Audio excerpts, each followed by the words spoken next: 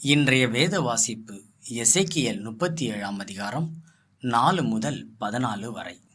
அப்பொழுது அவர், நீ இந்த எலும்புகளை குறித்து தீர்க்க தரிசனம் உரைத்து அவைகளை பார்த்து சொல்ல வேண்டியது என்னவென்றால், உலர்ந்த எலும்புகளே, கர்த்தருடைய வார்த்தையை கேளுங்கள். கர்த்தராகிய ஆண்டவர் இந்த எலும்புகளை நோக்கி, இதோ நான் உங்களுக்குள் ஆவியை பிரவேசிக்க பண்ணுவேன், அப்பொழுது உயிர் அடைவீர்கள். நான் உங்கள் மேல் நரம்புகளை சேர்த்து உங்கள் மேல் மாம்சத்தை உண்டாக்கி உங்களை தோணிலால் மூடி உங்களில் ஆவியை கட்டளையிடுவேன். அப்பொழுது நீங்கள் உயிரடைந்து நான் கர்த்தர் என்று அறிந்து கொள்வீர்கள் என்று உரைக்கிறார் என்று சொல் என்றார். எனக்கு கட்டளையிட்டபடியே நான் தீர்க்க தரிசனம் உரைத்தேன்.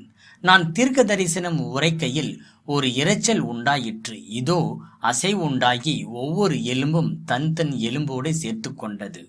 நான் பார்த்து கொண்டு இருக்கையில் இதோ அவைகள் மேல் நரம்புகளும் மாம்சமும் உண்டாயிற்று. மேற்புறங்கள் தோலினால் மூடப்பட்டது, ஆனாலும் அவைகளில் ஆவி இல்லாதிருந்தது. அப்பொழுது அவர் என்னை பார்த்து, நீ ஆவியை நோக்கி தீர்க்க தரிசனம் உரை. மனுபுத்திரனே, நீ தீர்க்க தரிசனம் உரைத்து ஆவியை நோக்கி, கர்த்தராகிய ஆண்டவர் உரைக்கிறது என்னவென்றால், ஆவியே, நீ காற்று திசை 4லும் இருந்து வந்து கொலையுண்ட இவர்கள் உயிர் அடையும்படிக்கு இவர்கள் மேல் ஊது என்கிறார் என்று சொல் என்றார். எனக்கு கற்பிக்கப்படியே நான் தீர்க்க தரிசனம் உரைத்தேன். அப்பொழுது ஆவி அவர்களுக்குள் பிரவேசிக்க அவர்கள் உயிரடைந்து காலுன்றி மகா பெரிய சேனையாய் நின்றார்கள். அப்பொழுது அவர் என்னை நோக்கி, மனுபுத்திரனே, இந்த எலும்புகள் இஸ்ரவேல் வம்சத்தார் அனைவருமே. இதோ அவர்கள், எங்கள் எலும்புகள் உலர்ந்து போயிற்று, எங்கள் நம்பிக்கை அற்று போயிற்று, நாங்கள் அறுப்புண்டு போகிறோம் என்கிறார்கள்.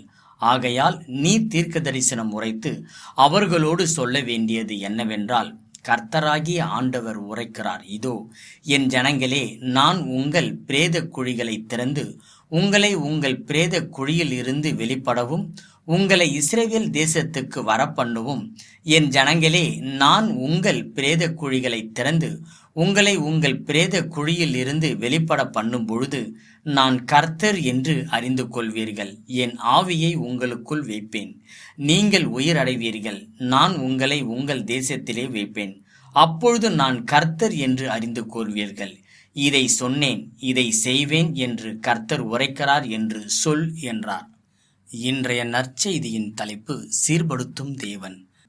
நவம்பர் 4, 1966 இத்தாலியின் புளோரன்ஸ் நகரை ஒரு பேரழிவு காரணமாக வெள்ளம் அடித்து சென்றது. ஜெர்ஜியோ விசாரியின் புகழ்பெற்ற கலைப்படைப்பான தி லாஸ்ட் சப்பரை சேறு, தண்ணீர் மற்றும் கொதி எண்ணெய் ஆகியவைகளால் 12 மணி நேரத்திற்கும் மேலாக மூழ்கடிக்கப்பட்டது. அதன் வண்ணப்பூச்சி கரைந்து அதன் மரசட்டம் கணிசமாக சேதமடைந்ததால் அதை பழுது பார்த்து சாத்தியமில்லை என்று பலர் நம்பினர். இருப்பினும் 50 வருட கடினமான முயற்சிக்கு பிறகு வல்லுநர்களும் தன்னால்வர்களும் தடைகளை மீறி மதிப்புமிக்க ஓவியத்தை மீட்டெடுத்தனர். பாபிலோனியர் இஸ்ரவேலர்களை சிறைப்பிடித்த பொழுது மரணத்தினாலும் அழிவினாலும் அச்சுறுத்தப்பட்ட மக்கள் நம்பிக்கையை இழந்து சீரமைக்கிறதுக்காக எதிர்த்து காத்திருந்தனர்.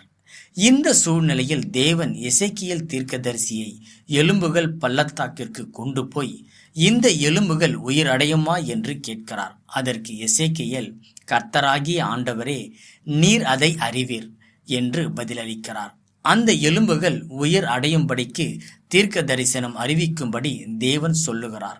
எசேக்கியேல் தீர்க்க தரிசனம் உரைக்கையில் ஒரு இரைச்சல் உண்டாயிற்று. இதோ அசைவுண்டாகி ஒவ்வொரு எலும்பும் தன் தன் எலும்போடு சேர்த்து கொண்டது. இந்த தரிசனத்தின் மூலம் இஸ்ரவேலின் மறு சீரமைப்பு எசேக்கியேல் தீர்க்கதரிசியினாலே நிகழும் என்பதை தேவன் தெரியப்படுத்துகிறார். வாழ்க்கையில் காரியங்கள் உடைக்கப்பட்டு இனி ஒட்ட வைக்கப்படுவது சாத்தியமில்லை என்ற போதிலும் உடைந்த காரியங்களை தேவன் ஒட்ட வைப்பதாக உறுதி கொடுக்கிறார். அவர் நமக்கு புதிய சுவாசத்தையும் ஜீவத்தையும் கொடுக்கிறார்.